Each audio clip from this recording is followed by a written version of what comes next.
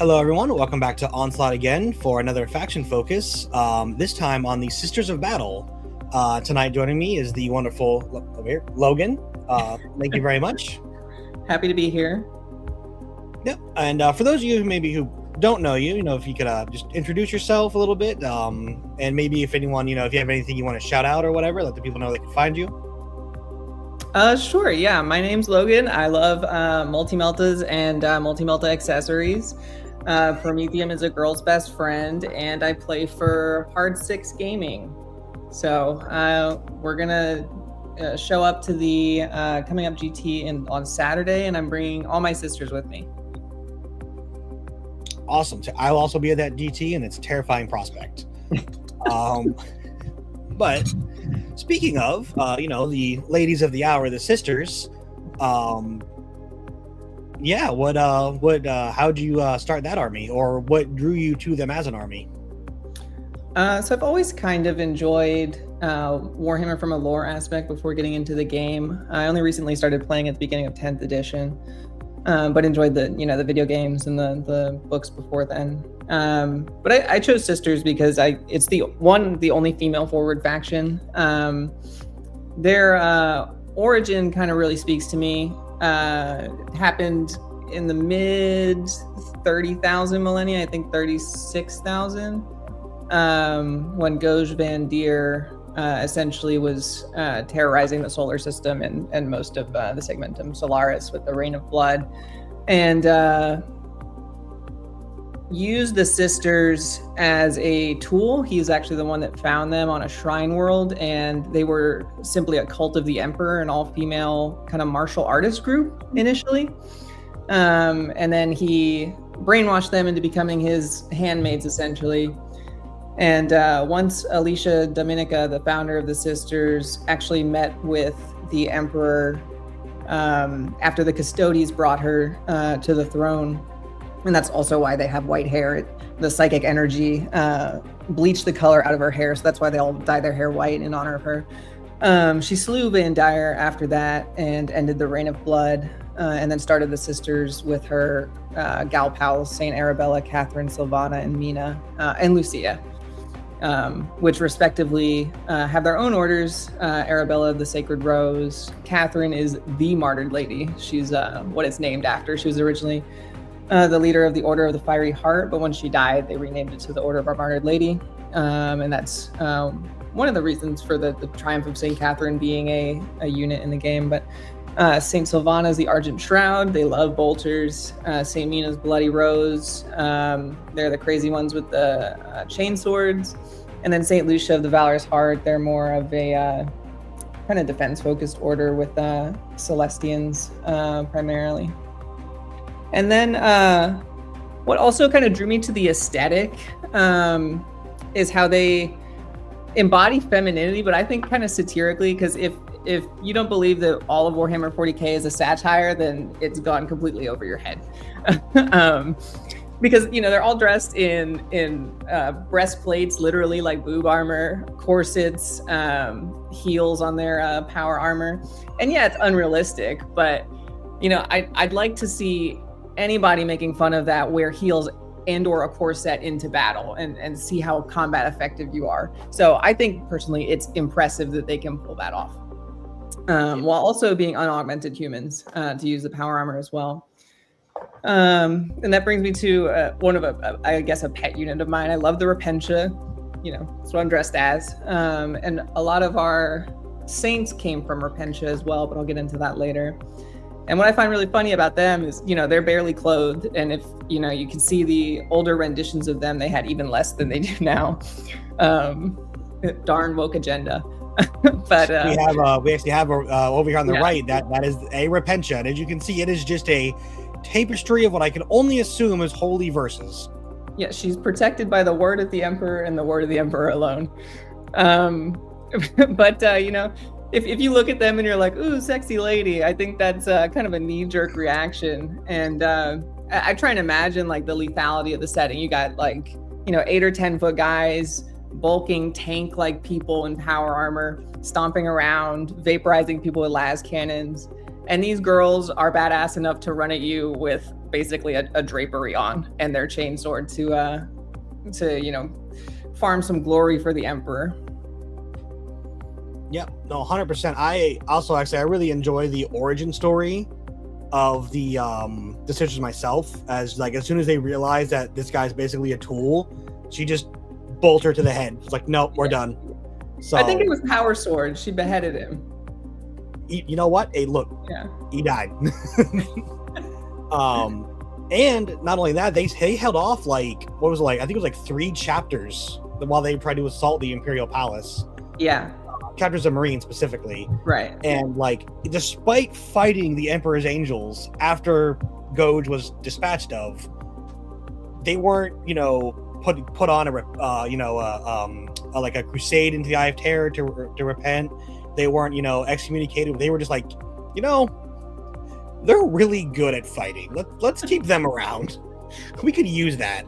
So yeah, the ecclesiarchy specifically, because that's why sisters are obviously an all-female order. It's a loophole after that. After Goj Van Dyer used the ecclesiarchy, against the rest of the Imperium to kind of conglomerate power for himself, there was a writ created where there can be no men under arms in the ecclesiarchy. So why not just have a standing army of all female women? So all females and women. I just know the GW author who was writing this lore was just giggling because they just watched or read Lord of the Rings and was like, I'm no man. And just picks up a bolter and a chainsword. So no, it is that's all fantastic. And I wholly agree, especially this art. For those of you who don't know, this art was not what I originally had, but Logan was very knowledgeable enough to be like, no, use this, it's cooler. And she was right. This is cooler. But yeah, so talking about pet units, because there is a lot of lore for sisters, and one of the things that my roommate plays sisters. That was his army he wanted to start. They weren't in plastic yet. We started back in 8th edition, but as soon as sisters became plastic, he dropped way too much money on getting all of them. Yeah, I have a cabinet full of plastic that's unbuilt too. He will randomly be like, oh yeah, here's a castigator holding a box. And I'm like, dude, it's been 2 years. What do you mean? But that's one of the cool things about sisters is they're one of those armies where the lore is on the table. You're using it and playing it. With Repentia, as your cosplay, and as you said, they're literally are quoted by the word of the Emperor and their faith. And it's if they, to this satire element, it's hey, if you believe enough, the Emperor protects you and you might be redeemed. If you don't die, well, we didn't need you anyway. Yeah. But other than Repentia, are there any other units that kind of catch your eye or you find yourself kind of gravitating towards? Yeah, well, I like your point. It is directly reflected in their data sheets. As you said, the Repentia, they don't get an armor save. They're a 6-up or 7-up, I think, all the time. Same with the Argoflagellants. The penitent units, are only protected by their zealotry for the Emperor. But they do have an invuln save, just like every unit in Sisters does. Every single model, every single unit in Sisters has an invuln save, either 4, 5, or 6. Oftentimes 6 if it's not, an elite unit. But that's because miracles can happen. And then so that's one of the things that drew me to the army too, because every unit while you're playing is so flavorful that in my head, in the theater of my mind, I'm kind of role playing as I play. And then I think the miracle dice are an interesting choice for an army rule because it's super fun and thematic to use, but people on the other end of it vehemently do not like miracle dice, and that has been an issue all of 10th edition because it makes sisters extremely hard to balance. All of our data sheets and our point prices are based on the use of plugging a 6 in somewhere. However, too many games have gone by where I've rolled 2s and 3s and I don't have an army rule the entire game because my miracle dice did not show up for me. So it's a tough balance, and I think what probably worked better were the hymns in 8th and 9th, where you can kind of function more so like Gladius, where you can select something for your army or for your unit. And while that's still thematic, it gives you a little more player choice, and then it makes the balance a bit easier because it takes away the randomization of it. But yeah, I have a couple pet characters, and as you said, I'm in my Repentia cosplay. One of my favorite Repentias is Saint Celestine. She was originally a Repentia, and then actually found Saint Catherine's armor on a shrine world. I think it was Lys, Lys. And then rose from the crypt in an allegory of Jesus, I guess. She disappeared in there for a day or two, and then came back with God rays and wings. But this is my Celestine. She is not standard. She is like the rest of my army, a little vampy. I went for like kind of a pet cemetery theme, because every time she dies, she goes back to the warp. She's not a demon, just first off, but she goes back to the warp, and she's amnesic and has to essentially rebuild her identity and psyche, finding her hope and her fervor, which personify themselves in different ways before she is again redeemed. And every time she leaves the warp, when she builds herself again, gets all of her memories back, she will enter the, I guess, human afterlife, where the emperor takes the lucky souls to live in heaven, essentially. And every time she goes there, she essentially has to decline that offer of living in paradise to come back and help the rest of the Imperium. Every single time she appears, out of the sky or the warp to save people. So she's first of all, putting her power sword, her argent blade, where her mouth is, to protect the Imperium, because she's got a ticket out of that hellhole, to be honest. And every time she says no to come back and help people. Obviously, you can't go anywhere without Morven Vol and her gal pals. This is Morven, and this is her gal pal. She's the current prioress of the sisters, and she has a relic paragon suit from, I think, the Dark Age of Technology, as well as the Lance of Illumination. So she's got some cool gear. Also, one of my favorite books, the Morven Vol Spear of Faith novel. Got the limited edition because it's so cool. But that is, I've never seen that before. That is awesome. Yeah, it's a felt hardcover, and it's like kind of shiny on both sides. But it came with like some bookmarks too of all the different saints, which are really pretty. I don't know where I put them. I think I lost the Saint Celestine one on a plane, which is kind of ironic. She's in the warp somewhere, but whoever finds her at the right time. Like we said, people, lore accurate even in real life. Yeah. Who else do I like? I don't know. It's hard to really pick. All the sisters are so unique. All the models, they're a pain in the butt to paint because they have such tiny details.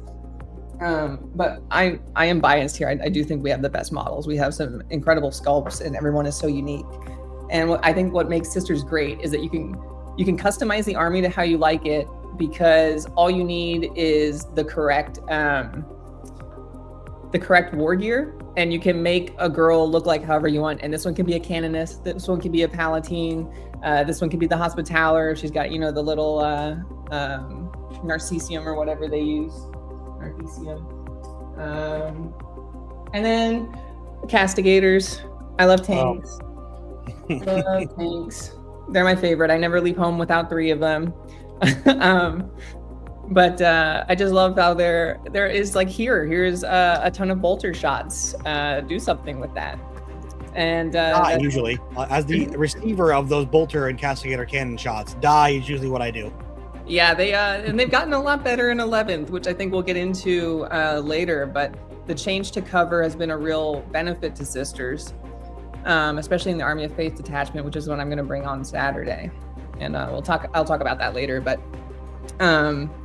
yeah, I think if someone wants to get into sisters from a lore perspective, outside of this book that I recommend, the Morven Vol novel, which is really cool. It's her against a Night Lord renegade called the Death of Saints, who without spoiling things, has some childhood trauma and now hunts living saints and sticks them on his, trophy rack. So he's obviously trying to stop that. What's up?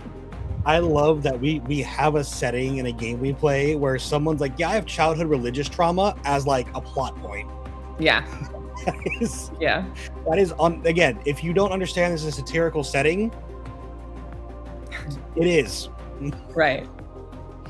Yeah, and I think anyone who was raised Catholic like I was is going to love the sisters and their martyrdom theme, naturally. But it's a good read. I also love the Night Lords, so it's really cool to feature both of them. I think the Black Templars show up at some point just because Space Marines have to be in everything for whatever reason. But equal share of the feature in that. The Black Templars and the sisters are known to work together. They're both kind of religious zealots for the Emperor.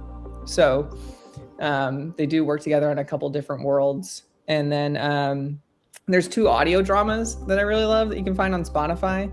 The Our Martyred Lady audio drama is fantastic, and it follows Saint Celestine and Greyfax, basically rooting out a Tzeentchian cult, I think with some Alpha Legion involvement as well. But it's entirely voice acted, and it has special effects and stuff. It's very immersive. It's a great listen. Catherine Tate plays Greyfax. You might recognize her from The Office and some other mostly UK media. And then Emma Gregory is the voice of Celestine. And if you like video games, that's Minthara from Baldur's Gate. So they got some big names in it, and it's a really great listen. I'm going to be watching that tomorrow. Between Greyfax and Celestine. Oh, I'm sorry? No, I said I'm going to be listening to that tomorrow. That sounds awesome. Yeah, it's great. You should. And there's some great tension between Greyfax and Celestine, and like a will they, won't they kind of thing. No, not really, but kind of. I wish it's in my headcanon, but in the true canon, a lot of people's headcanon. Obviously, Greyfax is an Inquisitor, and she's a witch hunter, and she's kind of side-eyeing Celestine the whole time because this super-powered, warp woman casting spells and miracles on demand, flying around like Sanguinius, is a little Daemon coded for her. So she has to balance that throughout the novel or throughout the audio drama of keeping a suspicious eye on Celestine, who seems to want to do good, but obviously she doesn't want to let things get out of hand.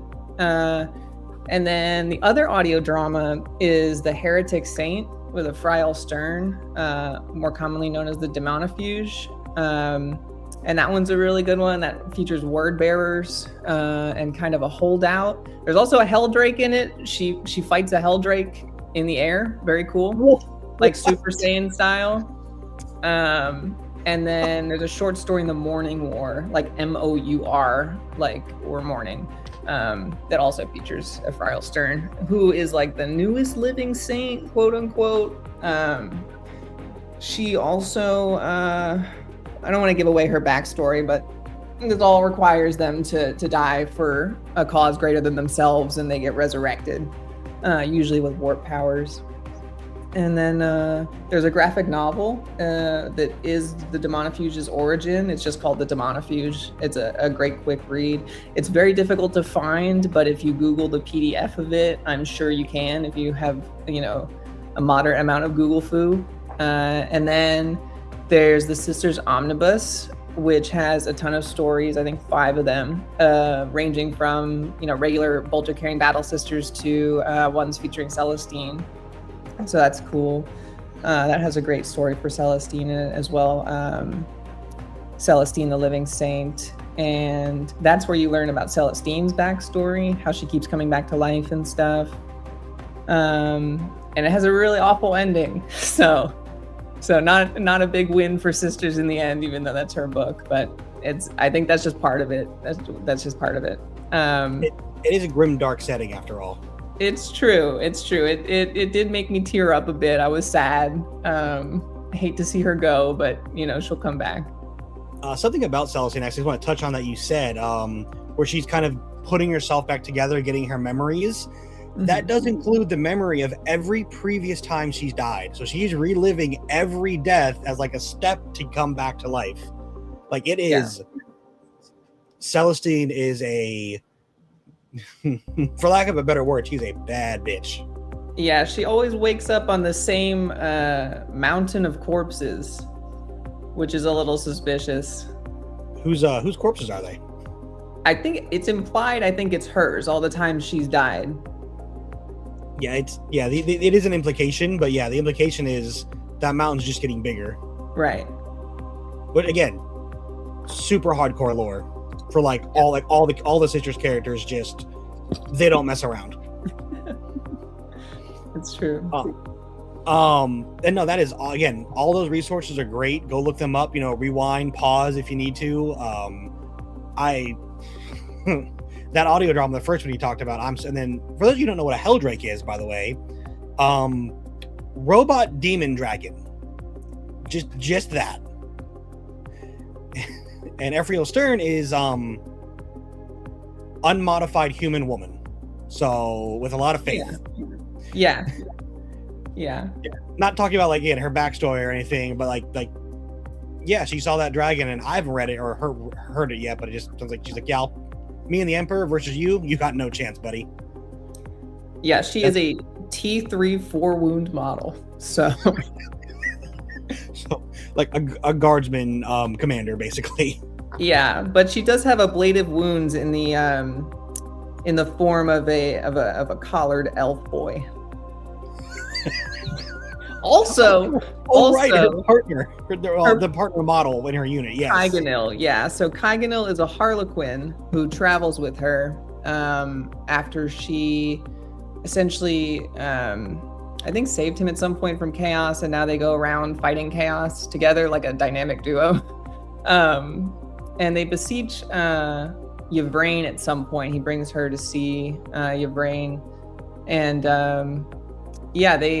they essentially have built this friendship across the Xenos human boundary, where they're very against united against chaos. But he shows up on the tabletop as the second model in the Demonifuge unit, and he is also a T3 Oh, she has 5 wounds. Sorry, he's got 3 wounds, so she's a little tougher than him. But yeah, so he shows up there, and he's the one to take the hits first all the time for me. Funny little anecdote about that model. My roommate likes to mess with Lewis, because Lewis used to play Harlequins, and before they got their detachment in Agramus, you could take Harlequins, but you could not have a Harlequin warlord. Right. And so for the longest time, he would mess with Lewis and be like, "Isn't this my sister's army with a Harlequin warlord?" Yeah, Kygonil is the only named Harlequin in the Warhammer 40K tabletop game, and he is a sister's bro. It's awesome. Yeah. The irony there is that it's palpable. Yes, it's great. And again, so fantastic lore, fantastic. Again, on the tabletop, we joke about it, but legitimately, the only named Harlequin is in the Sisters Army, a character who can read about adventures and lore with. So, that is incredible. Sisters are an incredible army. I'm not an Imperium fan myself, but Sisters have always, lore-wise, been one of them and the AdMech I love the lore for, because it is just so wild on opposite ends of the spectrum. But so you mentioned you started playing in 10th, which is a great time to come on board, especially with this edition change. We're basically 10.5. Right. A lot of the rules are just being grandfathered over. But so kind of, if you wouldn't mind us walking us through, what was your experience getting into not only 40K but Sisters as an army as well? Yeah, so I actually started out borrowing. Sorry, my cat is hissing at the dog. Borrowing some Eldari and playing them for about 2 or 3 months, and thought that was cool. But really wanted an army of my own, and for the reasons that we talked about earlier, I found Sisters. And then from a gameplay perspective, I kind of like the underdog theme, and if you believe hard enough, good stuff will happen. And what I mean by that is that we don't have a weapon like over S10, and that's only on our tanks. So we don't have any laser cannon equivalents. We don't have any giant long-range guns. The only anti-tank we have is Meltas, but we don't need anything more than the Holy Trinity, Melta, Bolter, and Flamer. And when you can use the synergies in the data sheets with each other, all the sisters essentially, you can make the units work together. Like Immolators strip cover, the Castigators give bonus AP to your other shooting elements. And then Retributors, get stronger when they fight something that's killed a sister's unit. So they're very focused, I think, the way I've been playing them is on forcing bad trades and then trading up with your units. What I've learned is I'm going to have a bad time if I just push my units into another person's units. It doesn't work, because if you look at my sister's models funny, they fall over, because again, we're just T3 1 wound girls. But if you can use some of our either fight phase tricks in Hallowed Martyrs, or our kind of protection stratagems in Army of Faith, or force bad trades initially by putting kind of shitty little models on the point to die, literally just to go die for the Emperor, then you can get some real value out of your points, out of your stronger units, kind of trading up on those. Yeah, and just a quick point on that, because again, I played Sisters almost all of 9th and again into about half a 10th as my main opponent. Every trade is a bad trade as the opponent, because no matter how cheap or important of a unit you kill, you still, other than for like a 4-month-ish period, get benefit from them dying. Because, like, as we mentioned, the Miracle Dice rule, which we'll get into much more depth later, but just for now, whether you kill 5 Dominions, an Immolator, a Castigator, Vol herself, you gain more, room for miracles. Because not only are miracles run on by faith, they also, run on by how dire of a situation the sister happens to be in. Right. So, and again, that cool lore flavor. Oh my God, as an opponent, I'm like, why? I just killed a Dominion and they got a 6. God dang it. It can be frustrating. And I think the flip side of that is, that one lone Dominion randomly tanking, a Defiler autocannon for whatever reason, and she's alive and unbattle shocked and holding the point because of that 6-up invuln that she has. Or the my Volgons or the tanks just completely ignoring laser cannons or whatever for a 4-up or a 6-up on a dice. So it's a great army if you like playing kind of control-based themes. It's not an army where you're going to enjoy just running at someone and shooting and charging at them. You're going to have to kind of, obviously everyone does, but I think Sisters benefits the most from planning ahead to give your opponent only bad choices to choose from. You want to sacrifice pieces that bait your opponent out, bait their larger pieces out. That way you can kind of get the first shot on them, and Sisters have enough firepower where concentrated fire usually works, and then the Volgons are really something to be respected on the battlefield. Yeah. Oh yeah, they are. For those of you who don't know, Volguns are the community nickname for the Paragon Warsuits. That is the unit we're talking about. Nundums is the other one. Oh man, I like that one more than Volguns, but yeah, no, the Paragon Warsuits, even without Vol, can be terrifying, and with Vol, they legitimately at the height of Catan's power, they were one of the few units that someone might not put a Catan in front of. Yeah, I think the last time I played into Necrons a couple months ago, obviously I think I rolled pretty hot, but Volgons make it kind of easy in the sense that they re-roll hits and wounds as long as, well, now in 11th edition, they're always going to re-roll hits and wounds except in Overwatch, because leaders always lead, which, is great for Sisters because now our unit rules are a little more cohesive, because all of our characters will get bonuses when leading a bodyguard, and it would lose it in 10th if you kill the bodyguard. But the Volgons reroll hits and wounds, and then they're +1 to hit and wound against monsters and vehicles, and that's their ideal target. They kind of mulch marine equivalents.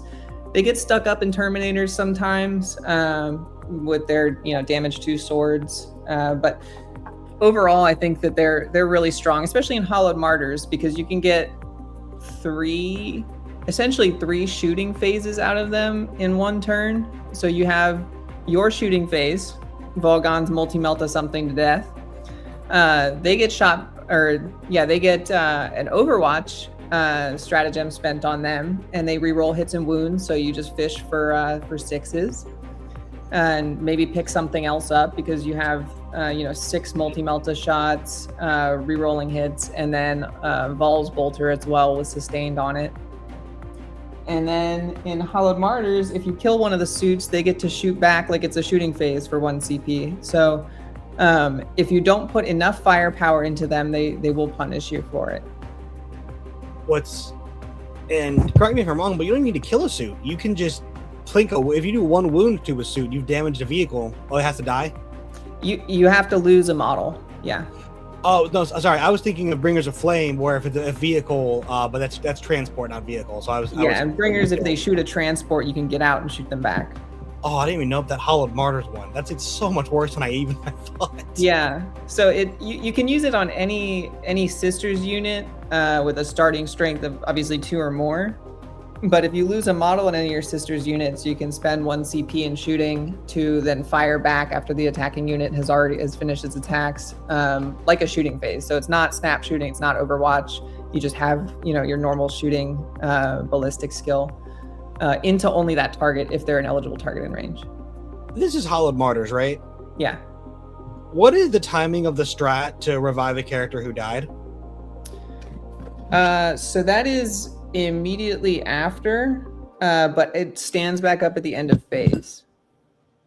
Oh, yeah, so someone could theoretically have precision shooting, kill Vol dies, the Warsuit shoot back without the rerolls, but there's still +1 hit and wound if it's a vehicle or monster, and then Vol can just get up anyway.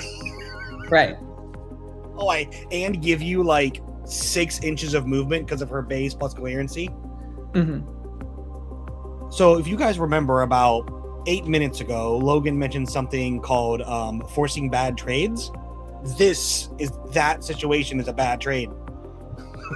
Yeah, absolutely. Giving the Volgons any room on the battlefield or extra shooting phases is not a great idea. Yeah, no, giving them 1 shooting phase, honestly, isn't a great idea. It's tough, yeah. Where I was going with my Necron anecdote, I guess they were an antidote because they killed who's the Void Dragon? Yeah, they killed the Void Dragon in the shoot back phase after he killed one of the suits, and then the next turn they shot a DDA to death and then charged and killed the Nightbringer. So that was a rough loss for my opponent in 1 turn. That is no joke. About 900 points of death for like 65 point suit. Yeah, they're 210. No, they're 180 now, and 210 if you take the Meltas, and then Vol's 185. So they end up coming out to be about close to 400 points. They're a good chunk of our army, and that's really one way to kind of neuter a Sisters player if you can kill the Volgons before she can get her points back, her point value. So I think playing around Vol from the Sisters perspective is very important to make sure that she has the opportunity to use those points effectively. But since she's such a great unit, there's the added bonus that she makes the opponent respect where she is on the board, so you can use her as a deterrent, even if you're not, shooting that phase or fighting that phase. Yeah, no, Vol is pre-measuring something you should do anyway, but particularly with units like Vol and even the Void Dragon would be another good example. Pre-measure their movement and what a potential charge is, and really consider if you want to get within that 20-ish inch zone, because you might just die. Yeah. And make sure you ask your Sisters player what miracle dice they have available. because it's tough when you're like, oh, it's an 8 or 9 inch charge, I'm safe, and then you plug in a 6 and roll a 4 or whatever, and you're there. Yeah, and like even with the new rules, you don't have to declare. You can just roll the charge, and if you happen to roll double ones, you're like, oh, that sucks. 1 CP, 6. Now let's see where I'm going. Like it's that auto 7-inch advance essentially is very good. Yeah. But on that note, we have some bills to pay. It's not cheap to be doing this. So if you guys just stick around with us while we hear a word from our sponsor, we'll come back and keep hearing wonderful insights from, our wonderful guest. Thank you, and we will be back shortly. Now with a word from our sponsor, Baron of Dice. Baron of Dice is your one-stop shop for premium wargaming dice. Our dice are made with premium resin materials and colored dyes. Each die is hand-mixed to the desired result and then carefully swirled with 2, 3, or 4 colors in a silicone mold before being laser engraved with a wicked symbol and finished in a matte or gloss polish. There are no imperfections in our dice, no balancing issues, no micro bubbles or mold lines. This is the difference between. You can, quite literally, feel and hear a difference with our dice. Whatever game you play, whatever style your team or faction rocks, we're sure to have something to elevate your game. With over 500 styles and over 4,000 customer reviews, welcome to the best dice on the planet. Now back to our show.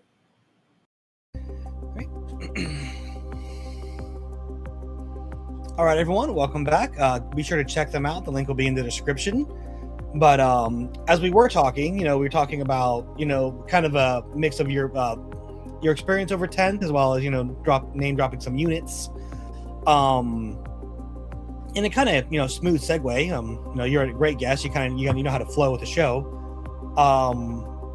So what did you kind of play style did you adapt to, or kind of find yourself leaning towards, or did you try out multiple and you kind of like to switch it up? So I've tried out a few. I started obviously with the Index Hallowed Martyrs when I started playing the army, and got really comfortable with that. For those that don't know, Hallowed Martyrs gives +1 to hit to any wounded unit below starting strength, and then it gives +1 to wound if you're below half, which unfortunately in Sisters is tough to get to because we are an even number model unit thing. We're all 10s essentially. So the fact when Sisters get down that far, it doesn't really help to have +1 to wound. But it works a lot better on vehicles. So that's where I started. I started building the immolators and castigators, and initially played with some exorcists at the beginning of 10th when they were only 180 points, and then enjoyed that a lot. Then the indirect changes happened, so exorcists kind of fell out of style, especially when they went up to 210 points.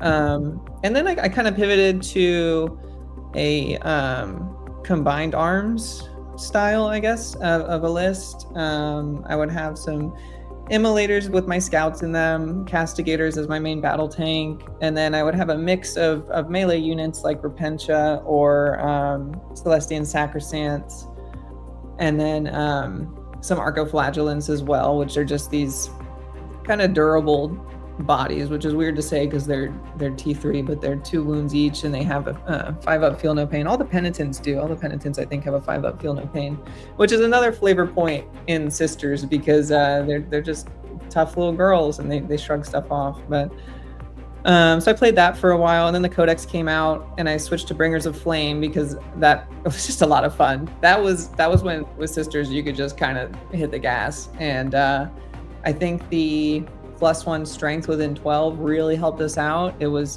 great for some of our breakpoints, going from S9 to S10 or S10 to S11, and then made all our flamers strength 6 instead of strength 5, which if you guys also don't know the nuances of Sisters, all of our flamers have an extra pip of strength. Our hand flamers are strength 4, our kind of rifle flamers are strength 5, our heavy flamers are strength 6, and strength 6 bolters were also great as well. So Bringers of Flame was a lot of fun. the CP cost was pretty low. I remember my favorite unit at that time was a stack of Seraphim. So it was with the jump pack canoness, because that was right after she came out.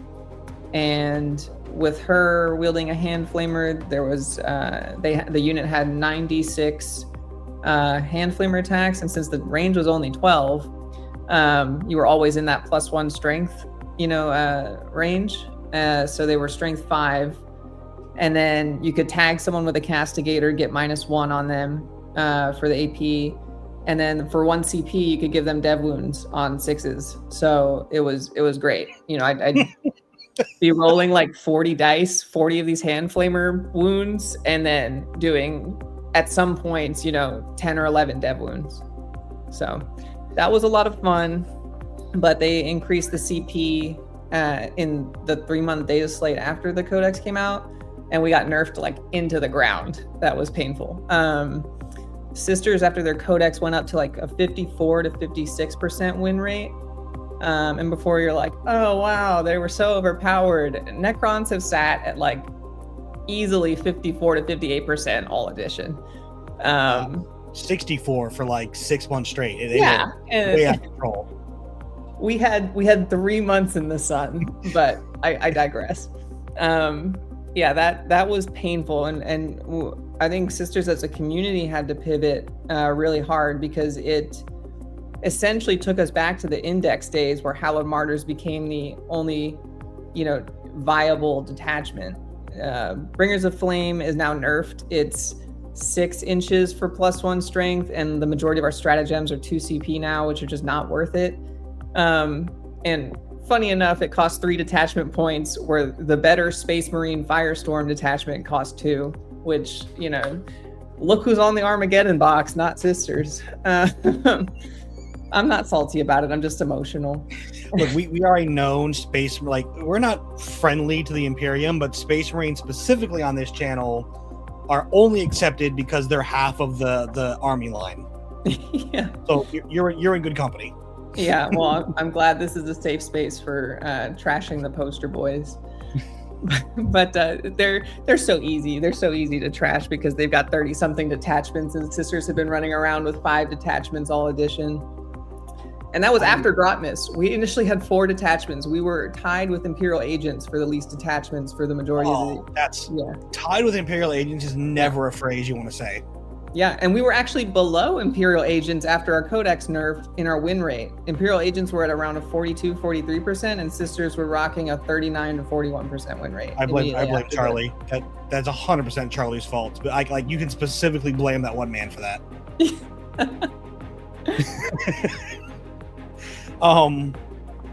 For those of you who don't know, we like poking fun. Again, if you're a Space Marine enjoyer, and if you're Charlie watching this, first of all, hi, thanks for joining us. But it's all in jokes and in good fun. But to your point about detachments, you have 7 now. Then the 7, 4 plus 3 new ones.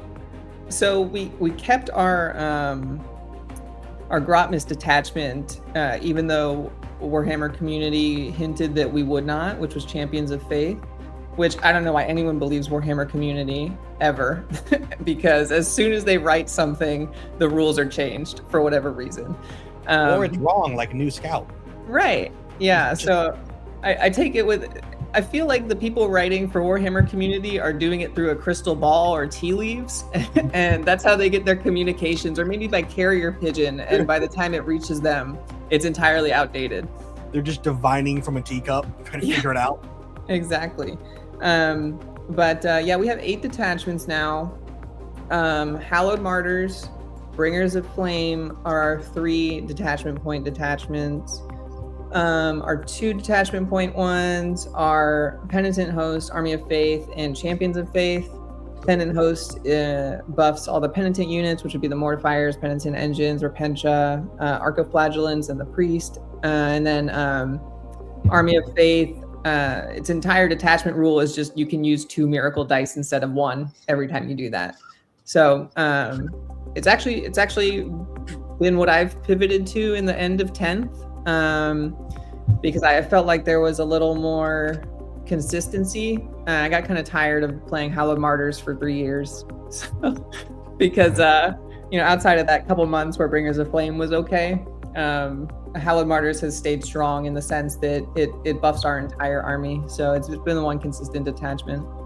And then I just haven't finished all my Sacrosands left or yet to play Champions of Faith effectively, which is our other 2 DP detachment, which gives Paragons regular battle sister squads our battle line, and Sacrosands +1 ballistic and wound, or +1 ballistic and weapon score if they're what we call righteous. So you pick 3 units in your command phase and you make them righteous, and they get +1 to move, I think +1 leadership, and then +1 to their BS and WS.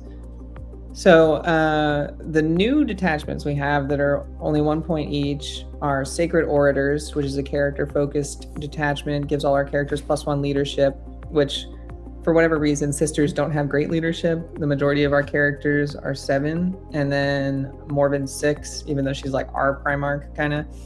And then what's the other one? Oh yeah, so the enhancement for that one, for Sacred Orators, you can take on up to 3 character units, and it's actually pretty sick.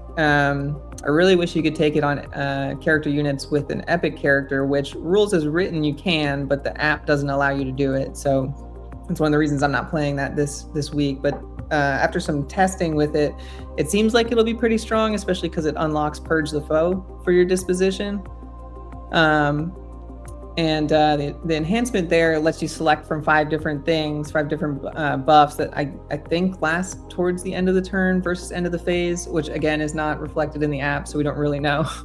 But that gives you either a choice of +1 movement, +6 inches detection range. You cannot be battle shocked, which is pretty sick in this edition. So all your battle shock rolls automatically pass. Yeah, I know that sounds like hell. You love hearing that. And then +1 strength to all your weapons and shooting and melee, and then -1 to wound if the strength is higher than the toughness. So you can select any of those 5 for each character unit that has that enhancement, and that's at the start of any phase, and you can do it once per turn per enhancement. And then we have Chorus of Condemnation, which is an Exorcist and Jump Pack flavored one. And then the last one is Sacred Champions, which is another Celestian Sacrosanct focused detachment. She's such a menace. Sorry, this is a dog. No, it's fine. I'm super excited. I don't know if it's feasible. Again, I don't play the faction, but I'm excited to see something work out between that new Penitent one, or the new Sacrosanct one, and the Penitent host. Because the problem I've heard from Penitent is you're all melee, but the melee kind of burns out quick because, as you said, there's armor save. So having theoretically a core of 20 Sacrosancts, and then like a tank or 2 or 3 even, maybe. Again, I like melee. I'm all about throwing hands, so it seems super fun. Yeah, and they're definitely some of our fun units. The Repentia, when they get into a scrap, they reroll hits and wounds if they're being led by their sergeant. So a lot of fun. They punch up. I was making a list today, actually. Funny you said that, because I recently got Intransia Frey, the new Penitent leader, the one with the walker and the melta missiles and bolters. She points at something and battle shocks it, kind of cool for the new edition. And then she also points at something and gives everybody else lethal hits against it, which persists through shooting and fight phase. Which is great because Arcoflagellants and Repentia have sustained hits naturally on their data sheet, so you get to double dip. But so it features her, and then it also features, like you said, 2 groups of Hospitaller-led Celestian Sacrosancts to kind of make up the core that holds objectives. Because for whatever reason, in Games Workshop Infinite Wisdom, they gave Penitent Host the take and hold disposition, which doesn't make any sense to me because these are girls literally sent out to die to martyr and redeem themselves. So I don't know how they're supposed to sit around on objectives, because I think at that point they would probably just catch their, a commissar's bullet, if they're not out there fighting heretics and Xenos. But Yeah, so that the list that I'm looking at here, I would feature two Repentia squads, and then 2 Celestian Sacrosands, a Celestian Insidians, which for whatever reason do not get the Celestian bonus from the detachment, but they're a little more punchy than Sacrosands, and then Archoflagellants with a priest, and of course Volgons. Yeah, I way before the new character came out, and even I don't know, 4 or 5 months ago, I helped my roommate build a penitent list. And I was like, so you can take a jump pack canonist, give her the enhancement to make her a penitent keyword, throw her in some Zephyrim, and just run in, sustain lethal, and just pound on someone. Which, I'm penitent host, my favorite. I love it. It looks super fun, especially because I just like the lore of all right, some of these are criminals, some of these are Repentia who didn't redeem or didn't die. Some of them are maybe people we just put in there because they pissed us off. Because again, this is a Warhammer. It doesn't have to be a good reason. Yeah. And they're like, all right, here's drugs and hems to the Emperor to make sure that we purify your soul. Now run into that orc horde. And then you just don't get a choice. You just go because you're strapped to a robot. The mortifiers and penitent engines are pretty horrifying, especially the anchorite mortifiers. So the regular mortifiers and penitent engines, like you were saying, are people just strapped to the front engine, or the front, literally the grill of a walker, and they're pumped full of all these drugs, and they go fight stuff because they're in this uncontrollable zealous rage. But an anchorite, weirdly enough, has this ceramite or adamantium coffin, looks like an Iron Maiden, attached to the center of the front of the mortifier that they put a penitent person in. And it's completely soundproof, it's lightproof, and the punishment there is that the engine will fight using their neural impulses, kind of subconsciously, but they don't get to experience any of the glory of killing heretics or Xenos. So they're just in this sensory deprivation chamber until they get, blasted with some kind of anti-tank shell. That sounds so much worse than a regular one. Yeah. Awful and awesome at the same time. That's basically, I think, how a lot of Warhammer 40K is. It's but it gets worse. Yep. Cool to read about. My God, horrible to consider. Absolutely.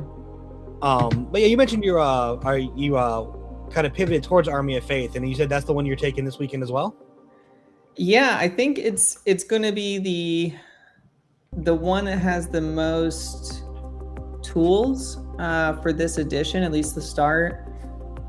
We kind of got our MFM list got slaughtered. Almost the entirety of our unit roster went up in points, anywhere from 10 to 40 points. It was painful. My list went up by 100 overnight.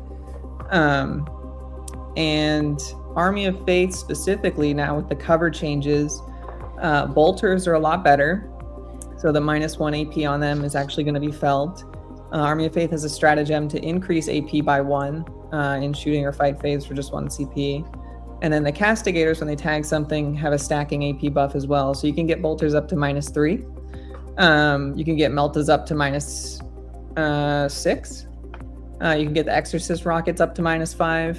And then with an Immolator, of course, stripping cover, that means basically nothing gets a save, which is great. And then the Jump Pack girls in Army of Faith are little aura bots. So you can use stratagems on them, and it changes from being used on a singular unit to providing that buff to a 3-inch radius around the Jump Pack girl unit. So that's for any Zephyrim, Seraphim, or the Jump Pack canonesses alone. And one more, Celestine. No, oh yeah. So she does count as a jump pack. I was thinking the Demonifuse does not count as a jump pack or flying, even though she has Deep Strike. But and she does fly in the lore, but that's another thing. But what's cool about Army of Faith and using that those auras is that there's a strat in the command phase to ignore modifiers to any of the data sheet kind of attributes, and then also to any rolls made for the unit. So you can give your entire gun line, if you string your Zephyrim or Seraphim out to where your tanks are hanging out, basically ignore modifiers for the turn. And then you will ignore cover. So the BS change is ignored wherever they are. It doesn't get around hidden, but that definitely helps because, hitting from 3s to 4s is rough. And then if anyone has a -1 to hit modifier, then you're hitting on 5s, and that's painful too. But I think Army of Faith is going to be great for shooting in that sense. And then there is also a buff in the fighting or shooting phase to do -1 to hit. So you can make people shoot at you at -2, and then you ignore mods in your shooting phase. So I think it's going to be very strong, especially as a shooting army in the beginning of 11th, as everyone's figuring out these new cover changes and the change in lethality from, the AP modifiers in the last edition to now hit modifiers in this one. And I think it puts us in a good place where we're not going to be, completely left out to dry. But like I said, the MFM changes to our points values were a bit painful. So I think that's going to be a bit of a pivot for all the Sisters players too. We're going to have to really decide how many of each unit we want to take. And I think you're going to see a lot more Highlander lists in the sense of we're hit with a lot of the take 2 or more tax, which ironically our Celestian Sacristans have a take 2 or more tax, even though they have 2 of our 8 detachments specifically for them and that unit alone, which doesn't make any sense to me, but it is what it is. So I'll be starting with Army of Faith, excuse me, and I've added Chorus of Condemnation to that to buff my Exorcist that I'm bringing. I'm just going to bring 1. But it'll hit on 4s with indirect if it's spotted by another unit. And then the jump pack girls can increase detection range of a unit they point at in shooting phase by 3. So hopefully someone's going to feel my bolters from a lot farther away. Yeah. And just real quick about the Castigator buff. That one, as if you don't remember, is the stacking AP. So one shoots you after it's done shooting. All their attacks have plus an additional AP on them, and that stacks so up to 3 if you shoot one thing with like 3 guns. And correct me if I'm wrong, but the Castigator datasheet doesn't stack, but it does stack with the stratagem. Okay, so you can do 3 different targets. Got it. Correct, but you can't stack it on the same target with multiple Castigators. Got it. Well, in the other thing, the more important one, in my opinion, is that buff lasts to the end of the turn, similar to the GSC Ridge Runner. So that is also +1 AP in your melee attacks. I think it's just shooting phase. Yeah, it's when a friendly unit makes a ranged attack. It does last until the end of the turn, so if you have another thing that shoots out of phase, it would still work, but it doesn't work for melee attacks, unfortunately. That was played wrong against me for 2.5 years. Oh no. Didn't matter. My normal opponent runs like no melee other than Vol and maybe a Smash Cannonist or a Palatine, which we haven't even mentioned the Palatine yet. My God. She's my other favorite. Oh, man. Hanging out. Let me go find her. No problem. For those of you who don't know, the Palatine is, particularly in Hallowed Martyrs, devastating in melee, especially if you can either use Miracle Dice to manipulate her to below half health or even at 1 wound, or use the resurrected character strat and just bring her back with 1 wound. That is when she is the most deadly. Yeah, absolutely. When you put the enhancement on her through Suffering Strength, she gets a +2 strength to her melee attacks and then +2 damage.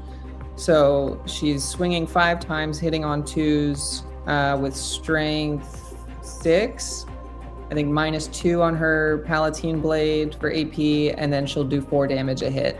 And I've had her take out a DDA by herself when she's on 1 wound. She also has a great little datasheet ability where if you throw, this is my Palatine, she's really cute.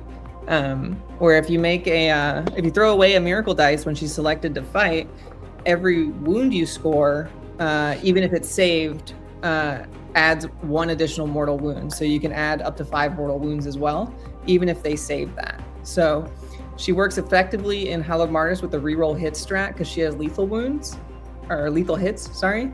So you can fish for those if you're fighting something that's higher strength, especially with precision, which is going to be really impactful this edition with the changes to fast rolling, because precision got a lot more deadly.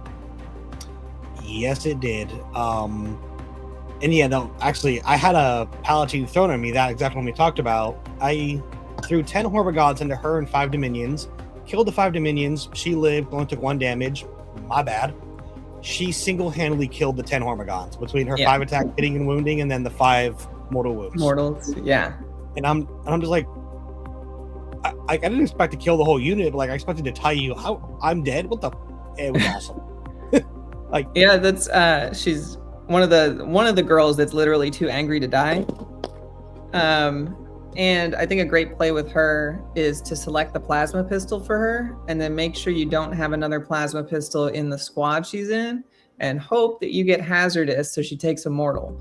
That way you can get the activation on your enhancement through suffering strength without losing the unit or her taking a hit from the enemy. Yeah. So go ahead, sorry. I'm always overcharging. That's I guess that's the advice. Always be overcharging. Literally no downside. But yeah, no, sorry to take us off topic. Just the Palpatine specifically as a character has wounded me grievously many times. That's what she does. She's very good at her job. And again, the lethal hits, I think it's just lethal. I don't think it's like tied to a phase. So as you said, you know, it works in shooting and in melee. Yeah, she gives lethals to whatever unit she's leading. I don't know if you know off the top of your head, but did she go to support or is she leader? She's still a leader. Our 3 supports are the Hospitaller, the Dialogus, and the Dogmata. The Dialogus unbattle shocks a battle shock sister within 12, and also is great for anyone that needs to use miracle dice, because any miracle dice you use is flipped to a 6, kind of like the shrine tokens in Eldari, but it's unlimited use. Anytime you use an act of faith with her in the squad, it turns into a 6. I'm sure that will not make anyone. So that whole argument at the beginning, like, yeah, for your opponent can feel kind of bad because they always have a 6, but sometimes you don't. And then, no, I got my preacher person right here. This one, it's a 6. That two is 6. She works great with Retributors because you can plug 2 miracle dice in and either get a 6 on a hit for Overwatch and hand someone 2 Melta wounds, or use a 6 on a wound to make sure 2 Meltas go through, or use a wound and then max your Melta damage, if you're in Melta range. So she's fantastic in Army of Faith. I really like the Dialogus Retributor combo there, and they can also fit in an Immolator because it's only 6 girls. And then our last one, the Dogmata, is a lesser known unit because she's not really that awesome this edition. She melees pretty well. She's got a good melee profile, but her data sheet's not particularly great. She does give +1 OC to all models in the unit. So you can make Celestian Sacrosands essentially 3 OC, or your Battle Sisters 3 OC in the Champions of Faith detachment. And then she also, I think, points at something and battle shocks them at -1. Yeah, and I think she just gives an aura of -1 to battle shock. Citrus have like a weird sprinkling of battle shock mechanics, just kind of like thrown in around the army. Yeah, it's. I think that's also why we got points increases, because everyone has this weird like unbattle shock or battle shock the enemy kind of thing that rarely ever comes up, but it's there, so any sister player I've played, if they're worried about a battle shock, they're like, oh, I'm leadership whatever, here's this and I hope I roll a 2 or a 3, and they're like, all right, great. So that kind of solves it for them. You can use miracle dice on a battle shock unit, right? Like, you're not one of the armies where battle shock turns off your army rule. No, so we can always use miracle dice.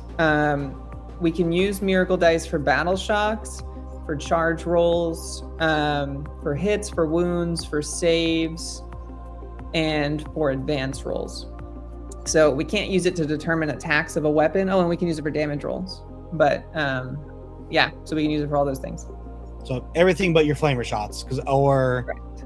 I guess is the Exorcist multiple varied shots, or is okay?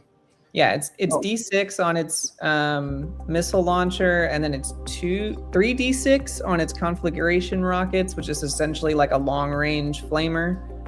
And then the Castigator battle cannon is D6 plus 3. And I think the Volgons have D3 attacks on their no, they have 1. They're just D3 damage. Yeah, I think that's all our variable attacks, at least the ones that I play mostly. Yep. And Vol's crack variant I think is D3 or something, but yeah, no, they don't have. Yeah, her frag variant's 2d6, and then her crack is 2 attacks but d6 damage. That's okay. And then the Paragon grenades are d3. That would be very powerful, because normally in not Army of Faith you get 1 miracle die per unit per phase, which means if you did hypothetically have, like a couple of 4s, 5s, and 6s, you could just go max shots, almost max shots, good enough, like just decide you had a good shooting phase, which is devastating. But when you do, it does go through, and you're like, oh, that Melta, I just did 8 damage. And I find it's the only way that I can get my Hunter Killers to ever hit, because Hunter Killers hit on 2s, but they miss on 1s, and that's all you'll ever roll if you try and shoot a Hunter Killer. So I have burned a couple 2s just to get that hit across, because they're strength 14, so they'll wound almost anything on a 2 or a 3. Oh my! I'm just now realizing this is why you get faction experts on, and why I do this, because I learned too. Champions of Faith, you can use 2 dice per unit, so you can go that Melta Seeker Missile, it hits on a 2, and it wounded you on a 3. Yep. I don't. You know what? I don't got to worry about it. It's just going to do it. That is painful. Yeah. So there's a couple things like that where you can use to, make your low rolled miracle dice more effective. Some of the other tips I have for recycling or using your low rolled miracle dice. All the Battle Sister shooting units, like Dominions, Retributors, and a Battle Sister squad get an Armorium Cherub. So the first time they use an active faith in the game, it refunds that miracle dice. So say you don't really have to get the Dominions or the Retributors or the Battle Sisters somewhere, and you have a 1 hanging out, you could advance them for 1, refund it, and hope you get something better. Or if they haven't used their Cherub and they're about to get wiped, and that you're not making, 7 or 8 6-ups on the 1 girl that's left, you can intentionally fail it with a 1 or a 2 and then refund it to get a reroll from it, plus the miracle dice when they die. I will refer everyone back to about 50 minutes ago when she uttered the phrase "bad trades." These are the bad trades she was talking about. But they are very good expressions of skill, because people look at it, and I was, it's a half joke when I said you could just decide to do max damage. You don't have to. You can you only have 4 wounds left, and I'm not in Melta range. Here's a 4 just to make sure. We're not even going to do a 4 up, and you can very. When I think of sisters, I think of efficient, for the reasons you've mentioned about bad trades, and that you don't ever have to. Or sorry, not have to. You have a bigger ability to gauge how much you can commit by manipulating that. All right, if I get this Seeker Misser through, or if I get 2 Melta shots through and they save 1, I can still just make this the 5 I need and whatever, rather than having to roll and maybe send a CP and maybe not get it anyway, like everyone else. Right. And I think if you have the CP to spend, going for it naturally first, and then CP re-rolling it, and then plugging in a miracle die is always available. Mm-hmm. And now, especially with double leaders, because foot cannonesses have the CP reduction, kind of like Space Marine captains, correct? And the jump pack cannonesses. Okay, so both variants get it. So yeah. I personally think Retributors are going to be back in a big way. Not just the Melta. I think the Flamer with the changes to Overwatch and the Heavy Bolter with the changes to cover are both potential candidates for Rets to see the table. Yeah, I initially had some Rets in the list I'm going to play, but I swapped them out for an Exorcist because it comes out to about the same by playing the Dialogus and the Retributor. And the Exorcist is just a little more durable, rather than it being 5, 1 wound models. Retributors are fantastic. They do a ton of damage, especially in Army of Faith, where you can just plug numbers in where you want. But they usually only do that once. Yeah. Yeah.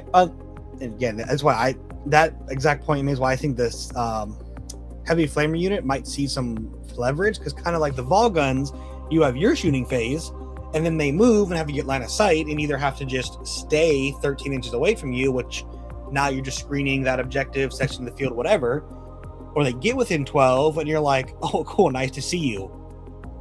Flamers. Right. I think it's like 66. I think it's like 2 heavy flamers and 3 regular or something like that. It's 4d6. It's not as fantastic as you would want from a specialist unit. So there's 4 Retributors. They can take 1 bolter, 1 flamer, or 1 heavy flamer, or 1 multi-melta. So there's up to 4 of one of them, or a smattering of however many you want. But yeah, it would be 4d6. But it's respectable. It's strength 6. Torrent ignores cover, and then AP1, 1 damage.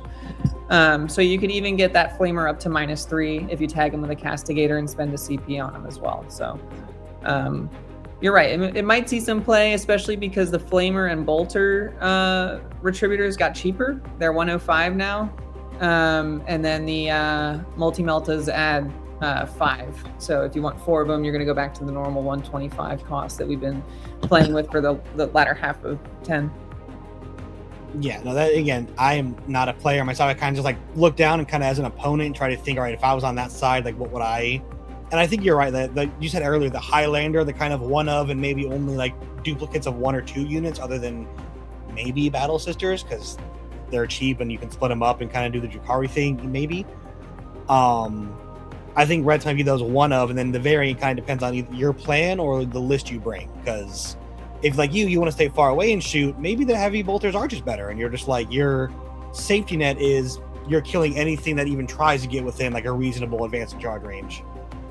But yeah, no, that is, and again, it's exciting times, for all of us, but it sounds like for Citrus players, because as you've alluded to, you have not necessarily like gone back and forth, but made considerations and made, unit choices, and like it's just a whole new horizon. It is. And that's one thing that I love so much about Sisters is that while we don't have that expansive of a range, because we only really got plastic models about 4 or 5 years ago, all of our units can see play somewhere in your list or in whatever detachment you choose. I don't think that there's a model other than the Dogmata, which is like our black sheep character. For some reason no one wants to play her because she's just not pointed effectively, but other than her, I think every single Sisters unit has seen play with a 5-0 or a 4-1 or anything like that at large GTs and majors. Yeah, and that's a wonderful place to be as an enthusiast of a faction, to see not only it doing well, but so like holistically and different variations. Because you said, playing Hallowed Martyrs for 3 years, even as a fan, you're going to get kind of what's like fatigue. Yeah. Oh, absolutely. That's when I started building Sisters themed Imperial Knights, because I went from one end of the spectrum, the T3 1 wound girls, to T12 28 wound girls. So that was my that was my manic phase, I guess, after the Codex nerf. But I think Sisters are great in that sense, because you can play what you paint. So if you find a model you like or a unit you like and you just love the way it looks and you really want to hobby it, you can put it on the table in some fashion, and it'll be effective. Yeah.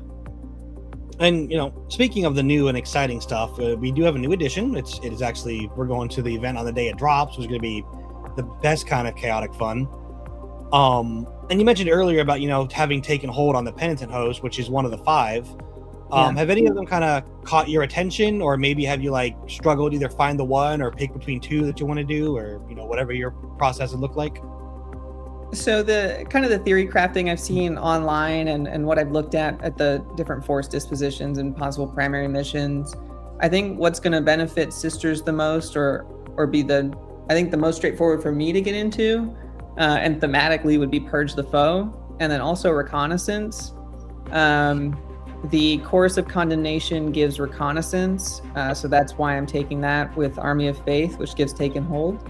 And then if they errata the Sacred Orders so that you can maybe take the enhancement on epic character units like Volgons, I would play that for Purge the Foe. And that's what I've tried so far. Yeah, I was actually surprised to hear Reconnaissance, but the jump pack detachment does make a lot of sense because you want to be spreading your auras out, being in different sections of your army, and they are the faster and deep strike units. So that, yeah, I play Reconnaissance myself, and I'm also bringing it. So, what's great with the Chorus of Condemnation attachment is that you can give a Canoness uppy downy for 15. And then Army of Faith has a strat for uppy downy. So you can up and down 2 units a turn to get where you need to go for that, 4-quarter engage primary. And then I'm taking a gun line of tanks and Volgons, and then kind of a bunch of trash to go do actions, to go triangulate, to go surveil, to go, get rid of objective markers and stuff. And then we'll see how it goes, really. But I liked Purge the Foe. I think that fits Sisters thematically and is very straightforward to learn on Sisters because you only need to touch an objective you own to score it. You don't have to continue holding that objective to get points every turn once you put your objective, once you consecrate it or put your objective marker on it or kill a bunch of stuff. So I think that both of those are going to be in my mind, my crystal ball prediction. I think that Reconnaissance and Taken Hold, or Reconnaissance and Purge the Foe, are going to be kind of the major Sisters dispositions. Nice. I would have guessed, just looking at a glance. I thought probably. Sorry, English is hard, people. I would have thought that Priority Assets would have been a big one for with you said, either the multiple tanks, the Immolator splitting up bricks of Sisters, and the Sacrosanct, because I look, full disclosure, I think every list is still going to have 20 to 30 Sacrosancts. I think Sisters players are just going to bite the bullet and accept. You don't think so? You're like, nah. No, they're way too. If you take 2 now, you're at 500 points. 2 plus Volgons is 1,000 points. I thought the first 2 stayed the same, and then the third one went up. Nope. Oh, wow. Yep. Wow. And the Hospitaller also goes up on a 2. So if you want to play them effectively, you need to take a Hospitaller to lead them.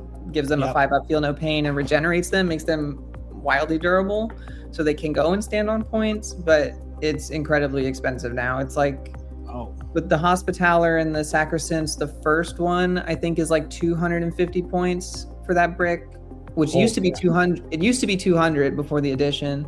And then the second one is closer to 300. So you're looking at a quarter of your army already with just 2 units. Yeah, and then the Volgun that you said are, like just over the 400 mark themselves. So yeah. No, I misunderstood again. That's why I love this. I get to learn stuff. It's tough. Yeah, it's really tough. Well, on funny note, that actually makes my conviction about Penitent Host and the mini Sacrosanct attachment that much stronger, because Penitent stuff is, or was, I don't know if it still is, but cheap comparatively. So it not so much cheap, but hasn't been touched because no one plays it. Yeah. But Penitent Engines actually went down. Pencha stayed the same. Arcoflagellants went up a touch for the 3-man. But yeah, overall, Penitent Host hasn't really seen a hit. Yeah, no, I mean, for good reason. Again, I think it was tried out for like 2 months, and then Sisters players were like, nah. Like, even if we're not playing Bringers of Flame, nah, not this. Yeah, the issue is that, in Gladius, when you choose your doctrines, you can choose them whenever during the game. You can only choose them once each time, but for whatever reason, Penitent Host was locked to the first 3 battle rounds. So you had to use them for the first 3 battle rounds. And that sucks because if your first battle round is being used to stage, then you're wasting one of your hymns or one of your oaths or whatever. And then you only have 2 left and you got to do something before turn 3. So it was very predictable in that sense. Oftentimes you would use the move hymn to get further in the first turn. And then the second one, you would be your go turn with increased strength and attacks and melee. And then the third one is the fight on death. So it was very telegraphed, especially because you have to call it at the top of the battle round. So if you're going second, your opponent knows your game plan. Yeah. They did change that. They did errata it to where you don't have to select one each battle round. You get to choose now, but I think still it's still pretty telegraphed, unfortunately. Look, all I'm saying is Vols from Order of the Bloody Rose, Penitent Host is very Bloody Rose coded. Yeah. I think their detachments have a rule. If Vol's here, give her the Calgar rule. You can call a fourth one time, but it can be whatever one you want. Calgar can do it. She should be able to do it too. Yeah, there is an enhancement you can put on a priest to do that, but only for their unit. Games Workshop. They're a power armor faction. Yeah. You just gave them heals and literal breastplate, but they're a power armor faction. Give them the same treatment. Yeah. Well, that's the pink tax, and unfortunately we pay it. I'm so sorry. Because you're right. It's true. I've never There's heard that. There's no other reason that our equivalents that are weaker cost more. Oh, after the recording, I'm going to go to my roommate. 2 of the same razors, and the pink one costs $3 more. It doesn't make sense. My roommate very much dislikes the comparison you made earlier between the Forge Fathers Seekers versus Bringers of Flame. And I'm going to go tell him that just because he has to pay the pink tax for it, his is 3 inches less than the Space Marines. Yeah. It's 6 inches less. Oh, I thought they were 9. They're 12? They are 12. We are 6. We used to be both 12. That is so much worse. That is so much worse. Yep. Oh, okay. That was a fun little side thing there. Thank you for that. Of course. Oh. Yeah, we're just we're used to just taking it on the chin as Sisters players. I feel you. I have named characters who hit on 3. Oof. With no invuln. It is insane. Old One Eye hits on 3s and doesn't have an invuln. I do not understand. Oh no. But anyways, moving on from that. Speaking of other factions and what they may or may not have or not have. If you wouldn't mind just going over for me and our lovely viewers, how do you feel about some of your matchups? You don't have to go through all 27 other factions, but maybe some notable ones that you either like if you're on teams you want to get paired into, or in a singles event you're excited to see, and of course the opposite, because we all have them where we're like, okay, this is going to be rough. So yeah, I'd love to talk about that. First of all, I just want to preface that this is my experience with 10th, and I have no idea how it's going to change in 11th. But playing through 10th, the armies that I found I wanted to match into were tall armies and elite armies, because the way that Sisters can focus fire and plug damage in, I think lends itself to taking down, high toughness, many wound targets, rather than a bunch of, little units like Drukhari or Imperial Guard, if they're playing like, Combined Arms or Grizzled Company or whatever, where they take just a bunch of different units, because I didn't pick Flamers. Oftentimes I would have like 1 or 2 Flamer units and the rest would be multi-meltas. So just because of the anti-tank skew in 10th, but just a couple off the top of my head. I like playing into World Eaters, especially with Hallowed Martyrs, because we can control the fight phase with our taunt, with our revive, with our fight on death. So it makes the World Eaters trades really terrible. I like playing into Eldari. I feel like that's the army I've had the most experience with in 10, because one of my teammates played Eldari for a very, very long time, and we played a lot of in-house games together, so I feel very comfortable. I love playing against knights, Chaos Knights or Imperial Knights. I absolutely adore when Vol kills 3 big knights in a turn. It's fantastic. The rush is incredible. I like playing into Tank Guard for the same reason. Just really love cracking Rogel Dorns and Legion Russes. I like playing into Drukhari. That same teammate plays a lot of Drukhari, so I just feel comfortable playing into them, but they can be kind of tough for sisters with all of their movement tricks. They're a much faster army than we are, and they have a lot of bodies that like to mulch human bodies with their poison attacks, the lethal hits, the anti-infantry attacks. It can be rough if they get into melee with you. Yeah, I find that they do fall over to bolters and flamers, so it's not so terrible. I like playing against Dark Angels, Orcs, and Tyranids as well, because Dark Angels are a pretty tall army and they're not very fast usually, so I feel that I can kind of outmaneuver and outgun them. And then Orcs and Tyranids, I love fighting because they don't have invulns, so my Meltas just cook them. Something I've told plenty of people is if you can bring a decent weight of heavy bolters, you'll have a good time into my army. Heavy bolters kill almost every Tyranid profile, just super well. Like even our monsters, if you have 3 castigators, put just their 9 heavy bolter shots, so 27 shots, you'll probably drop one of them. Yeah. It's not that hard. Citrus shoots so good. Into Tyranid specifically, their profiles are, because we also don't have a lot of things over T9 or T10, so even your higher end guns still do the work. Right. But then the ones that are tough, that I've noticed are tough for me consistently, like I mentioned, Grizzled Company Guard, just because they go so wide and they're really good at killing T3 1 wound models. So I usually can't survive their Alpha Strike. I don't like playing into T-Suns. I probably will this edition now that, I'm playing, Army of Faith and maybe can ignore modifiers and have feel no pains against mortals. So we'll see how that goes. But traditionally, I do not like playing against T-Suns. I find them way too tough and I find them way too fast for what they do. Everyone does. What's that? I said everyone does. Fair take. And the mortal wounds that they dish out are so painful because that goes right through, my army rule. I can save a las cannon. I can save a multi-melta. I can't stop a doom bolt. So it's painful. I don't like playing into Emperor's Children or Death Guard, kind of for opposite reasons. I find that Death Guard are this unstoppable force. They just walk at me all angry and stinky and I can't stop them.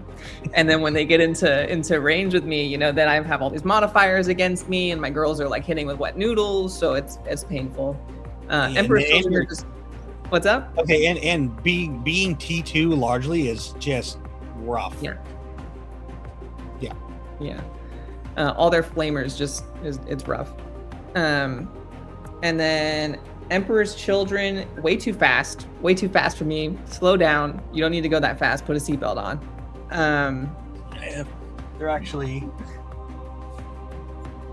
my second army, Mr. Lucius. Oh no. Yeah, but he's not even primed yet, so it's okay. We're safe for him for a couple months. Well, that's good.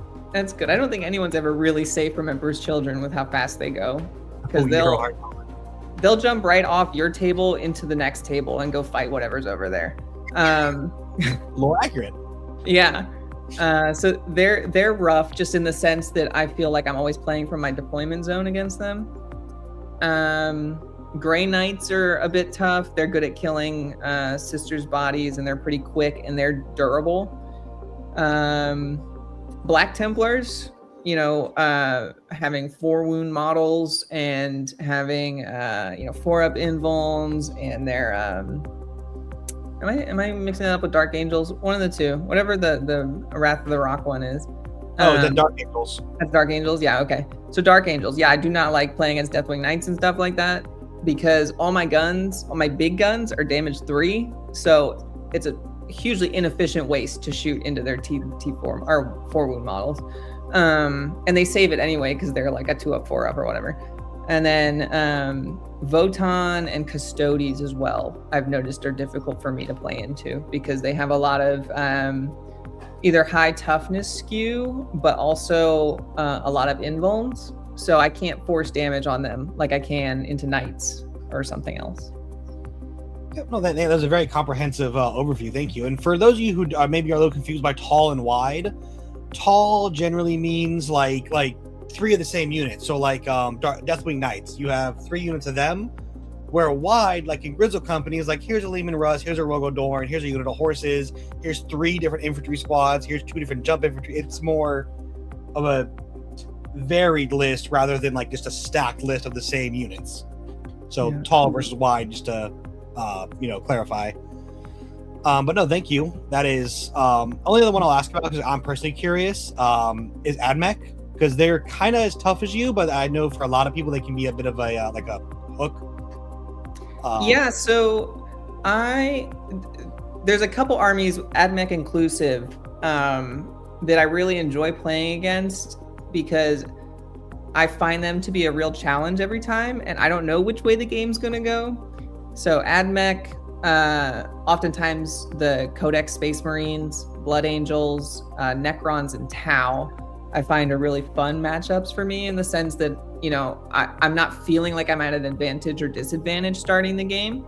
And it feels like I can express my skill there a bit easier, but that's my personal play and skill level. But I do enjoy playing into Mechanicus.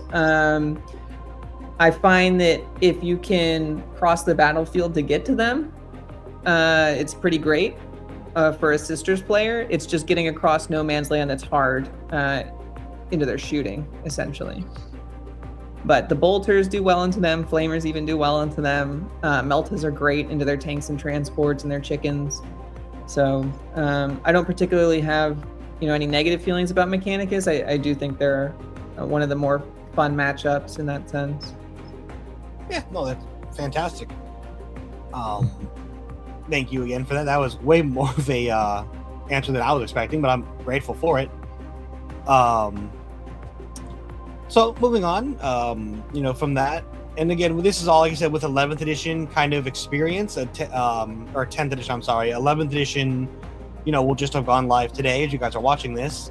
So like we've said, it's a whole new world, it's exciting. Like Sisters themselves, have kind of changed and will continue to kind of rediscover or, where the meta is going to put them or where they land.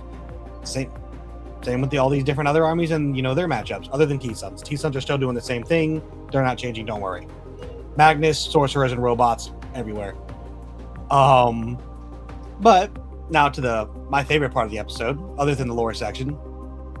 Some of the, if someone was looking to join Sisters or watching this because they just started them or always thought they were cool and might need that extra little nudge, what are some kind of pros of the faction, like reasons to join, to play, or, things to kind of, like lean into if you're already playing the faction? Yeah, so some of the things that we talked about that drew me to the faction initially, to reiterate, I think we have the best sculpted models. All of the girls are incredibly detailed. I love the iconography on all of our tanks, on all of our backpacks. I love the war suits. I just think it's we have some of the best sculpted models, and I'm biased. I'm completely biased, but if you really enjoy the hobby and like painting, Sisters will give you the time you need to paint them. They do take a while, but they are fun to paint and put together. And then I do love the lore. We talked about that a bit. I love that they're unaugmented humans, just with power armor and faith to protect them. They get things done through like sheer willpower and sisterhood. I love that. And they're usually the underdogs, which who doesn't love an underdog or a redemption story? Literally every book is about some kind of redemption story. And then the living saints, like who doesn't love that? That shit's cool. Is like the imperial daemons, like Celestine. She famously appeared on Cadia during the Black Crusade, fought and wounded Abaddon. And then it was named the Celestinian Crusade afterwards when they went to go get Gilliman and revive him with your brain. Due to her, assistance there during the fall. The fact that she has these two, besties, these BFFs, the Gemini Superior that hang out with her, Genevieve and Eleanor. And what's cool about them is they're like force ghosts, essentially.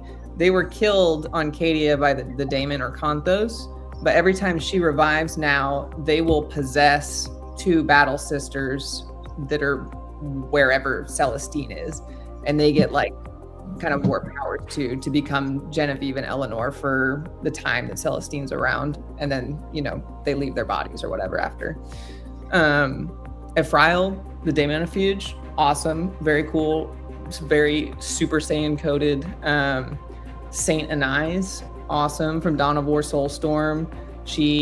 Her flavor is she makes all your sister's units invincible as long as you have a shrine to her. So if you protect the shrine, nothing dies, but you lose a shrine, you lose your faith, and then she can be wounded.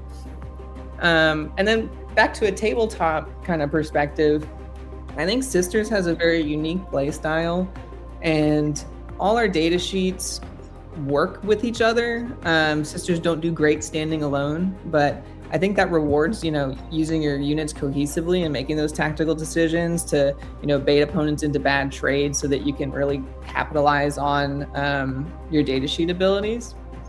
And I think that puts you in a unique place kind of in the generalship of it, where you want to give up pieces with intent, and that allows you to gain control of the battlefield. It's not so much like, oh, I don't want my units to die. It's how can I get them to die effectively? The most 40K game plan there is. And just to tack on real quick, as an opponent, one of the big pros I see, and again, this is a very, sometimes it's the most broken thing ever, sometimes it's not even army rule, is the miracle dice. If you really need something to happen, and the most common example I can give, especially with the way new rolling works, you can kind of manipulate whether your unit lives or dies. Like you said with the Sisters model, you could spend a 1 and just get manipulate your dice. But like you could have 10 sacrosands, let's say, with a character, roll 9 of the dice, roll the Feel No Pains, and be like, oh, I got 1 dice left and 1 girl left, and boop, a 4. Yeah. Yeah, we used to be able to do that. We can no longer do that at 11. So Miracle Dice took a shadow nerf in that sense. Oh, what changed? I didn't know this. So we used to be able to say we have 10 wounds for 10 girls.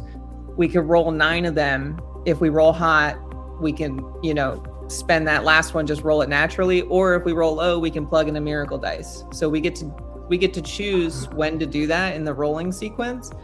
Now, unfortunately, with fast rolls, you have to declare your Miracle Dice before you roll anything. Oh, well, I mean, you're right. And I did forget about that, the fast rolling thing. But you also have full information. So if you see 10 damage come through and you have 10 wounds, you could just preemptively, well, now it's 9 saves, so no matter what. But yes, that is a bit of a nerf that you can't, in real time, make the decision. Yeah. You have to pre-decide before you start rolling your dice. So very interesting. And I agree. I think Sister's biggest appeal is their lore. Since the thing on the power armor, real quick, as unaugmented humans, they don't have a black carapace like Space Marines. They essentially, if I understand it right, is directly keyed into their nervous system, and again, their willpower is what makes the machine spirit move, and instead of the carapace just passively reading their subconscious, like in Space Marines. Yeah, they wear basically a conductive bodysuit that interfaces with it, and they do have connection ports augmented into them where the power armor can interface with their, like you said, nervous system. But no, they don't have the black carapace like the Space Marines do. Yep. But with that, there are some things that maybe look like the grass is always greener, right? Like looking in, this all looks super awesome, and you've already said Miracle Dice sometimes don't show up. The faith isn't there. Yeah. Or if the Emperor's busy with something, who knows? But so a couple either lessons you've learned along the way, or things that might look super appealing, but maybe might be a trap to put ironically too much of your faith in. If you could share some of that with us as well. Sure, yeah. So what I've learned over playing Sisters for the past couple years, if you're looking to get into it, I would look to get into it because you love the models, and because one, they take a lot of time to paint, and two, we notoriously do not spend a lot of time in the sun with our rules. We're not one of the favorites, so it is a high skill ceiling army, and I don't claim to be anywhere close to that skill ceiling, but it also has a high skill floor, so it can be difficult to get some wins under your belt with sisters, and that can be disheartening if you're just getting into 40K. So I don't think they're a very tabletop accessible army in that sense, unless you really, like I said, love the lore and just want to play and learn sisters. But if you're looking to take 2,000 points and never play sisters and go 4-1 or 5-0 at a GT, it's probably not going to happen. And then I would, like you said, I wouldn't go into each game thinking you're just gonna be handing out miracles like Oprah, like you get a miracle, you get a miracle, you get a miracle. Because I have been a broke bitch more times than once and had no miracle dice to spend, it just 2s and 3s and 1s and stuff. But that leads me to kind of my soapbox with miracle dice. I don't think it's as OP as everyone feels it is for that reason, because one, I still have to roll the dice. I can just substitute it, when I choose, but it's random what I get. There are games where I don't play with an army rule because I don't have good dice, or because my sisters live on one model or whatever, and I don't get, a miracle dice from them dying. And overall, like, armies that have access to rerolls reduce variance way more consistently than having 5 to 10 miracle dice throughout the game. I think the thing that bothers people the most is that, and what gives me such a great rush when I play sisters, is the emotional impact of plugging in a 6 for 8 melta damage, essentially, or making sure something wounds, or making sure something hits, or guaranteeing an overwatch, or whatever, or guaranteeing a save. Like, that's exhilarating to play, and it can be disheartening for opponents. But from a gameplay perspective, from a balance perspective, I don't think it's as OP as people come to think it is. I think it just sucks when you get miracle dice used against you and you feel it. So I think that does color people's opinion of sisters. And I think the fact that not many people, at least in our area, really play sisters, I think will put you at an advantage if you really learn the army. And not in like a gotcha sense, but I feel that as an opponent to sisters, it's very difficult to rationalize in your mind where and when a miracle dice can be used to reduce the variance. And that makes calculating, I've got to make however many 4-ups, or they've got to make however many 5-ups. And, on average, I'll wipe the squad, or on average, I'll live, kind of thing. It can skew it one way or another. And I think that's hard if you don't play against sisters a lot to really comprehend. And then otherwise, I think we have the best aesthetic straight up in the game. But again, I'm heavily biased. And I love that our unit list is so diverse, and they're also so usable. So stuff's not going to sit on your shelf. You can use everything that you build and paint. So for those reasons, I think that, sisters are great, but, you need to take it with a grain of salt, because it would suck to get into it and have a expectation that you're going to show up and put 6s wherever you want them, or run through somebody with a bunch of multi-meltas. Yep. And I will just want to touch on, we go over this stuff because every army has its draw, has its appeal, has reasons it has fans and people who want to play it or even focus on it. It is okay to have a weakness, or somewhere where you're maybe not as strong or even vulnerable, because it is a war game that other people need to interact with you in as well. And as you've pointed out, it is a chance for you to express your skill by compensating or overcoming those, maybe detriments or weaknesses. So again, this is not, for any amount of like salt or, bemoaning, other than opponent's perspective on miracle dice, because I personally agree. I think double full rerolls oath +1 to wound is way stronger than all 6s, even for miracle dice. By the numbers, absolutely. But I think the fact that you're just rolling dice makes it seem more fair, versus a sisters player saying, hey, you're taking 5 damage. I don't care what you say. Yeah. I very much feels agree. Different on the other end of that. But yeah, just to let everyone know, this is for everyone, again, for knowledge and just for fun. It is a game at the very, very end of the day, a very cool and hardcore game, but a game. But those are wonderful insights, and thank you very much. Those are some of again, I'm learning as we're going, and that's what I get out of this. So coming to near the end now, we've been here quite a while, and thank you for everyone who stayed with us, and of course you for your time. Is there anything that maybe I haven't asked, or you kind of want to cover or get out there? About Sisters specifically, I don't know. I have done obviously some complaining throughout the past hour and a half. I think I have good points, but I don't want to influence anybody away from the army. I think Sisters is very rewarding because of the amount of skill expression through all the different styles we can play. We can play shooting, we can play fight phase, melee, we can play combined arms, we can play all bodies, we can play all tanks.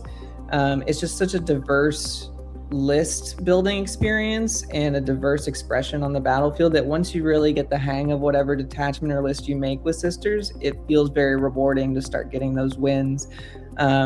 Especially from what I've noticed in, playing Hallowed Martyrs a lot, I'm often behind in the first half of the game and then end up scoring a lot in the end because all of these units have lived through these awful defilers and Huron's boys or whatever, but my girls are still around and kicking, and I think that makes for very emergent gameplay because the fact that you can use miracle dice and everyone in the army has an invuln save can help you really skew things in your favor just when you need it, and I think that's very rewarding to play. I absolutely agree, and actually something I didn't think of until you just brought it up. Over my experience of 11th, both on my end and with having opponents, in 11th it really does feel like even if you're out of the game turns 1, 2, and 3, if you're getting small advantages and efficiencies, like this one model lived in a unit, or hey, that Overwatch actually did hit in lethal hit or wound and killed it, or I really need to make this charge, put a 5 down and hope I roll a 3 up, whatever. Those, even if you're, again, the score's maybe behind 10, 15 points, turn 4, if you still have 6, 7 units and your opponent is only down to their last 2 or 3, yeah, you can very easily start to score, that difference and win by 15 or 20. And Sisters seem like a really, sorry. No, I was just compounding on your point. I think you're absolutely correct in that I think Sisters are oftentimes a latter half of the game army, at least from what I've experienced. And I think the way that secondaries are set up are really going to benefit us in that sort of play style about having all these units available to do actions or be places on the board after the slugfest is over, after turns 2, 3, and 4, where we're just shooting the crap out of each other and there's still a couple girls walking around to do stuff. Yep, and again, it's lore accurate. You are a victory by attrition, but not like guard attrition where they send 600 bodies. Like real faith attrition, that they just believe more than you did. Yeah, that's an interesting point you make because we are technically an elite priced army with horde data sheet characteristics or T3 1 wound models that are priced as elites because of what they can do. What skew they can add to the game with their synergy and with their miracle dice. Absolutely. Again, Sisters is one of the armies that I actually fear going into Tyranids, not because it's necessarily hard to kill them, but because we get killed easier. And again, the ability for dice variants to affect me more than my opponent can, again, make those little efficiencies. You didn't die here when you should have. I died here when maybe I might have lived, etc., etc. Right, exactly. And it also makes it fun, though, because like you said, I don't even try to calculate when my opponent's going to use a miracle die anymore. I just accept it could happen at any time, and I'm going to do my best. Yeah. But thank you very much for your time. I'm going to be at the GT, today up in Spring Hill. How excited to see you there. Hopefully we don't play round 1, please, Lewis. For those of you who don't know, we did play at Crucible, and I saw some of the most amazing dice rolling I've ever seen in my life. I still tell this story to this day. I think I handed her Lancer 34 4-up saves, and she made 28 of them. It was wild. She doesn't like to go down without a fight. She did not go down at all. I got tabled. It was awesome. Like, no thought. I'm just sitting here watching. Like, no, please keep rolling dice. This is amazing. Yeah, your Harridan was awesome to play against. I'd never seen that model before, so that was really cool. No one has, and it was an awesome event to bring it.